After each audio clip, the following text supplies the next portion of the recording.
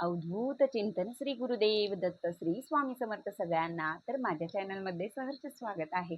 तर आपण आता ही जी एक सेवा आहे त्या सेवेसाठी मी हा छोटासा व्हिडिओ बनवलेला आहे. तर ही सेवा आपल्याला गुरुपौर्णिमा गुरुपौर्णिमेसाठी हा विशेष असा हा ब्लॉग असणार आहे. तर तर बघा, गुरुपौर्णिमा कशासाठी असते. तर आपण जर गुरुपद आजपर्यंत घेतलेलं नसेल, कोणी आता काही काही जणांनी घेतलेले नसेल, तर त्यांनी काय करायचं आहे, तर गुरुपद घ्यायचं आहे. त्याच्यासाठी ही गुरुपौर्णिमा असते. गुरुपौर्णिमेला आपण गुरु करून घ्यायचा, असं हा सुंदर असा दिवस असतो. मग या दिवशी आपण गुरु करून घ्यायचा आहे. तर बरेच जणांनी घेतलेला नसेल किंवा काही जणांनी घेतलेला असेल, तर त्यांच्यासाठी आपण काहीतरी करायचं आहे, म्हणून आपल्याला ही सेवा करायची आहे. तर आता बघा, आम्ही म्हणजे जे स्वामी भक्त आहेत ते बघा, नित्यसेवा वगैरे करतात. तर त्यांनी एक विशेष जी सेवा आहे ती आपल्याला सेवा करायची आहे. तर ती सेवा आपल्याला कशी करायची आहे, काय करायची आहे, याचबद्दल मी छोटासा व्हिडिओ बनवलेला आहे. तर कुठेही स्किप न करता नक्कीच पहा, म्हणजे जेणेकरून तुम्हालाही समजून जाईल की आपलं कुठे चुकते किंवा कुठे काय, म्हणजे हे प्रॉब्लेम काय आपला आहे तो आपला व्यवस्थित होईल. किंवा किती जरी तुम्ही देव करत आहात, किती काही करता, सगळं करता, पण तुम्हाला त्याच्यामध्ये यश येत नाही, तर तुम्ही तुमच्या इच्छेखातीर तुम्ही ही सेवा जर केली, तर तुम्हाला त्याचा लाभच होणार आहे. तर बघा, आपण आता स्वामी समर्थांचं जे आता गुरुपौर्णिमा आहे, आता गुरुपौर्णिमेला तर सगळेजणच गुरु करून घेतात. बरेच जण करून घेत नाहीत. तर काही जणांना काही अडचणी येतात. तर मग आपण काय करायचं आहे, तर गुरुपौर्णिमेला आपण आता गुरु करून घेणार आहोत. नंतरच आपण त्यांच्यासाठी आपण खास विशेष अशी सेवा आपण करायची आहे. तर ती सेवा कोणती आहे, तर आपल्याला गुरुचरित्र, म्हणजे गुरुचरित्र काही जण पारायण करतात, काही जण श्रीपाद श्री वल्लभांचं चरित्राचं पारायण करतात. तर असे सर्वजण काही वेगवेगळे पारायण करतात. पण आपण जर स्वामी चरित्र सारामृत हे फक्त ग्रंथ नसून स्वामींचा आत्मा त्यात आहे असं म्हटलं तरी चालेल. जे कोणी भक्त स्वामी चरित्र हे वाचत असेल, नित्यसेवा करत असेल, तर त्याला खूप अनुभव आलेले असतील. असे बऱ्याच जणांना अनुभव येतील. तर हा जो छोटासा आपला आता करायचा आहे, आपल्याला हे पारायण करायचं आहे, तर तुम्ही 9 दिवसाचं करू शकता.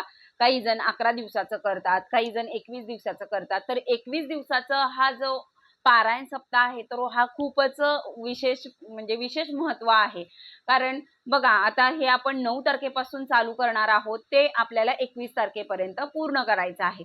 तर बघा, तुम्ही 21 दिवस आपलं पारायण होणार आहे. तर पारायणाच्या आधी आपल्याला काय करायचं आहे, तर पारायणाच्या आधी आपण स्वामींच्या केंद्रात जाऊन आपण तिथे संकल्प काय करायचा आहे, तिथे नारळ, खडीसाखर, अगरबत्ती घेऊन जायचं आहे. मनोभावे तिथे प्रार्थना करायची आहे की स्वामी, आम्ही असं तुमचं पारायण करणार आहे 21 दिवसाचे, अमुक किंवा तुमची काही इच्छा असेल, ती इच्छा बोलून तुम्ही तिथं सांगायची आहे आणि स्वामींना सांगायचं आहे की मला हे पारायण करायचं आहे. तर ते तुम्ही निर्विघ्नपणे माझ्याकडून करून घ्या आणि ही माझी इच्छा आहे, तर तीही पूर्ण व्हावी यासाठी मी हे पारायण करणार आहे, म्हणून असं तुम्ही हे करायचं आहे. बघा, स्वामी देतात, पण ते योग्य वेळ आली की देतातच. मग त्याच्या हिशोबाने जर स्वामींचे पारायण वगैरे केले, तर तुमच्यासाठीही उत्तम राहणार आहे. तर तुम्ही पारायण करायचं आहे, तर ते 21 दिवसाचं असो, तुम्ही 21 दिवसाचं करा किंवा कसंही तुमच्या इच्छेनुसार तुम्ही करायचं आहे. 11 करा, 7 करा किंवा तुम्हाला 108 करायचं असतील तर 108 करा. तर हे पारायण करायचं आहे. स्वामी चरित्र सारामृताचे पारायण, त्याच्यामध्ये 1 ते 21 अध्याय आहेत. ते 1 ते 21 अध्याय तुम्ही एकाच जागे बसून तुम्ही हे पठण करायचे आहेत.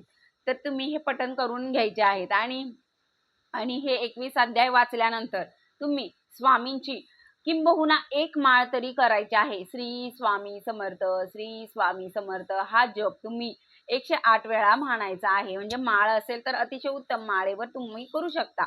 जर तुम्हाला शक्य असेल तर तुम्ही 11 माळी केल्या तर अतिशय उत्तम.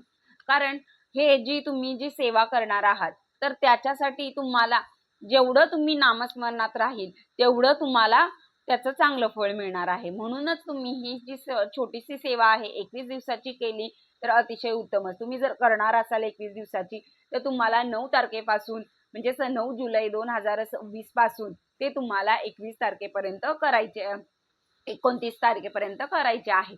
तर तुम्हाला हे 21 दिवसाचे होऊन जाते. तर तुम्ही ही वेळ शक्यतो तुम्ही एक वेळेस ठेवा. तुम्हाला पारायण करायचं असेल तर शक्यतो तुम्ही ही एक वेळ ठेवा. म्हणजे तुम्हाला जर सकाळी सकाळी करायचं असेल तर तुम्ही सकाळीच करू शकता. जर तुम्हाला संध्याकाळी करायचं असेल तर संध्याकाळी. शक्यतो तुम्ही 12 ते 12:30 या दरम्यान करू नका. कारण ही जी आहे ती आपल्या दत्त महाराजांची म्हणजे भिक्षेची टायमिंग असते. म्हणून तुम्ही या टायमिंगमध्ये सोडून तुम्ही दिवसभरामध्ये कधीही कसंही करू शकता. आता तुम्ही म्हणाल मानसिक धर्म आला किंवा आम्हाला अडचणी आल्या तर कसं करावं? तर बघा, तर तुम्ही काय करायचं आहे, हे जे तुम्हाला जर समजा अडचण आल्या असतील, येणार असेल, तर तुम्ही हे आधीही पारायण करू शकता. म्हणजे 4-5 दिवस तुम्ही आधीही चालू केलं तरी चालते किंवा तुम्ही नंतर जरी केले तरी चालेल.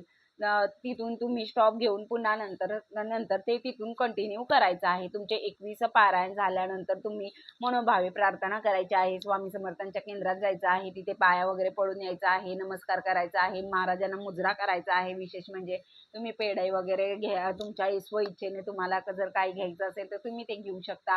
ही जी छोटीशी सेवा आहे ती सर्वांनी करा आणि स्वामी महाराजांच्या चरणी लीन व्हा. असं कारण कसं आहे माहिती का, सेवेकरी आपणच व्हायचं आहे आणि इतरांनाही सेवेकरी बनवायचं आहे.